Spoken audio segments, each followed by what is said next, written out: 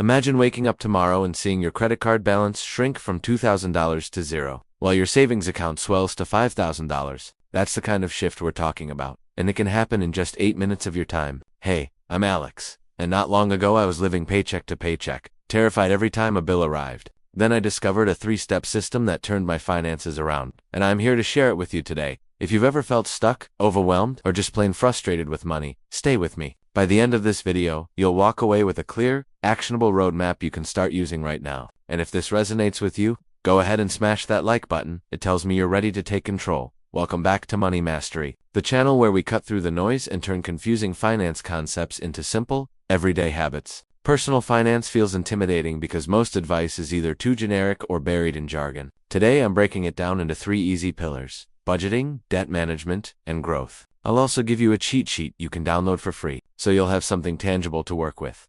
Let's jump into the first pillar, the foundation of every sound financial life, a budget that actually works. Most budgets fail because they're either too restrictive or too vague, leaving you either bored or confused. That's why I love the 50-30-20 rule. 50% of your income goes to essentials, rent, groceries, utilities. 30% covers the things you enjoy, streaming services, dining out, hobbies. The remaining 20% is dedicated to savings and debt repayment. Picture a pie chart splitting neatly into those 3 sections, each slice clearly labeled with real-life examples.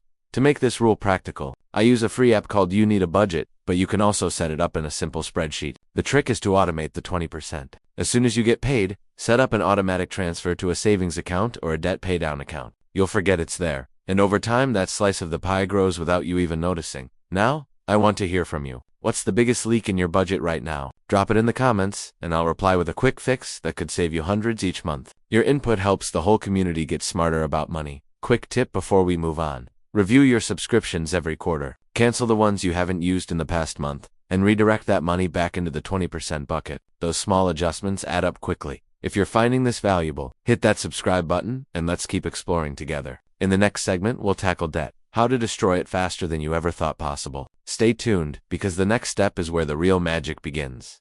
First, gather every debt you owe into a single list. Write down the balance, the interest rate, and the minimum payment for each. Seeing everything on paper helps you understand the true weight of the problem. Once you have that list, you can choose between 2 popular strategies: the debt snowball and the debt avalanche. The snowball method focuses on paying off the smallest balance first, regardless of interest rate. This gives you quick wins and a psychological boost that keeps you motivated. The avalanche method, on the other hand, targets the debt with the highest interest rate, which minimizes the total interest you'll pay over time. Which one is right for you? If you thrive on momentum and need that early sense of accomplishment, the snowball might be your best friend. If you're more analytical and want to save as much money as possible, the avalanche could be the smarter choice. Some people even blend the two, starting with the smallest balance until they feel the pressure lift, then switching to the highest interest debt for the long run. The important thing is to commit to a plan and stick with it. Now, let's talk about the practical steps to accelerate any debt paydown plan. One powerful technique is to automate your payments. Set up an automatic transfer from your checking account to the debt you're focusing on, timed for the day after your paycheck arrives. This way, you never forget, and you remove the temptation to spend that money elsewhere. Another tip is to look for hidden cash in your budget. Remember that 20% you earmarked for savings and debt. If you've already automated that portion, consider a temporary boost where you direct an extra 5% of each paycheck toward the debt priority you've chosen. Even a small increase can shave months off the payoff schedule. A third lever you can pull is to renegotiate interest rates. Call your credit card issuer and ask for a lower rate, especially if you've been a reliable customer with a solid payment history. Many providers are willing to reduce the rate to keep your business, and the savings can be substantial. If you have a good credit score, you might also consider consolidating high-interest balances into a personal loan with a lower rate. Just be sure to compare the total cost of the loan, including any fees, before you commit. At this point, you might be wondering how to keep the momentum going once the first debt disappears. Celebrate the win, but then immediately reallocate the payment you are making on that debt to the next one on your list. This debt snowball effect creates a cascading acceleration that can feel like a financial avalanche in reverse, only this time it's moving in your favor. Now that we've tackled debt, let's shift gears to the third pillar, growth. This is where you turn the money you've saved and the debt you've eliminated into assets that work for you. The most fundamental concept in wealth building is compound interest, the magical force that makes money earn money over time. Think of it as planting a seed and watching it grow into a tree that drops new seeds each season. The longer you let the tree grow, the more fruit it produces. To harness compounding, you need to start investing as early as possible. Even modest contributions can add up dramatically when left to compound over decades. If you're new to investing, begin with low-cost, diversified vehicles such as index funds or exchange-traded funds that track broad market indices. These funds spread your money across hundreds of companies, reducing risk while capturing the overall market's growth. Because they have minimal fees, more of your money stays invested and compounds.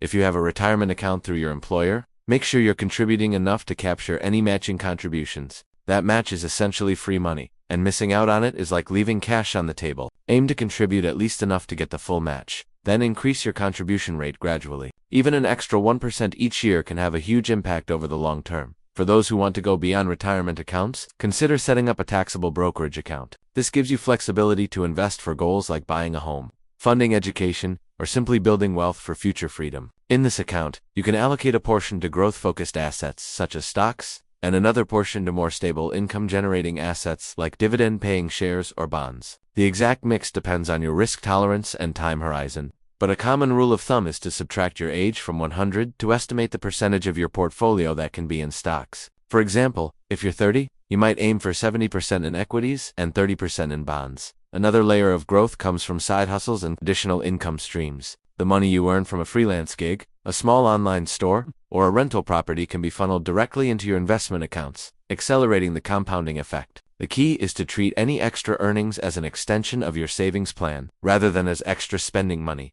Before you dive in, it's wise to build an emergency fund. This is the safety net that prevents you from tapping into your investments when unexpected expenses arise. A solid target is 3 to 6 months of living expenses, held in a high-yield savings account, where it's accessible but still earning a modest return. By keeping this fund separate, you protect your long-term growth strategy from short-term shocks. Let's recap the 3 pillars we've covered. First, a realistic budgeting framework that allocates half of your income to essentials, a third to discretionary spending, and the remaining fifth to savings and debt. Second, a disciplined debt paydown plan that leverages either the snowball or avalanche method, automated payments, and strategic interest rate reductions. Third, a growth strategy that capitalizes on compound interest through diversified investing, employer matches, and additional income streams, all protected by an emergency fund. If you've been following along, you now have a clear, actionable roadmap you can start implementing today. To make it even easier, I've prepared a cheat sheet that summarizes each step, includes a simple budgeting template, a debt paydown tracker, and a starter investment checklist. You can download it for free by clicking the link in the description below. I'd love to hear how you personalize the plan for your own situation. So drop a comment with the first action you're going to take after this video. Remember, personal finance is a marathon, not a sprint. Consistency beats intensity every time. By sticking to the 3-step system, you'll gradually shift from surviving to thriving, and the confidence you gain will ripple into every area of your life. If this content resonated with you, give the video a thumbs up and share it with anyone you think could benefit from a clear financial plan.